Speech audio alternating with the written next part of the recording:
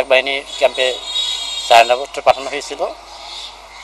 সেই সারেন্ডারপত্র নিয়ে গেছিল জহুরুল হক মুন্সি। তাকে ওরা বেঁধে অনেক নির্যাতন করেছে।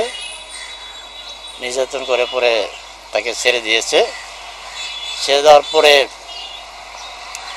ও আসলো, ফিরে এসে সারেন্ডারপত্র ওরা সারেন্ডার করবে না, সাথে একটা বুলেটও দিয়ে দিছে যে আমাদের কাছে যতক্ষণ গোলাবারুদ আছে ততক্ষণ আমরা সারেন্ডার করব না। পরে ওদের যখন এই সিদ্ধান্ত ওরা দিয়েছে, তারপরে আমাদের হামলা করতে হয়েছে। পরক্ষণেই আমরা বিকেলের দিক দিয়া, সন্ধ্যার আগ দিয়া আমাদের হামলা শুরু হয়ে গেছে। আমাদের হামলা হওয়ার পরেই ওরা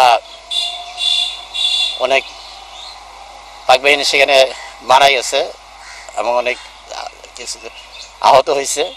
আর বাদ বাকিগুলা ক্যাম্প ছেড়ে পলায় চলে গেছিল টাঙ্গাইলের দিকে। তারপরে 10 তারিখ থেকে 9 তারিখে রাত্রে এটা হয়ে গেছে, মুক্ত হয়ে গেছে। তো 10 তারিখ ভোর থেকে আমরা পাবলিক জানাজানি হয়ে গেছে যে জামালপুর মুক্ত হয়ে গেছে।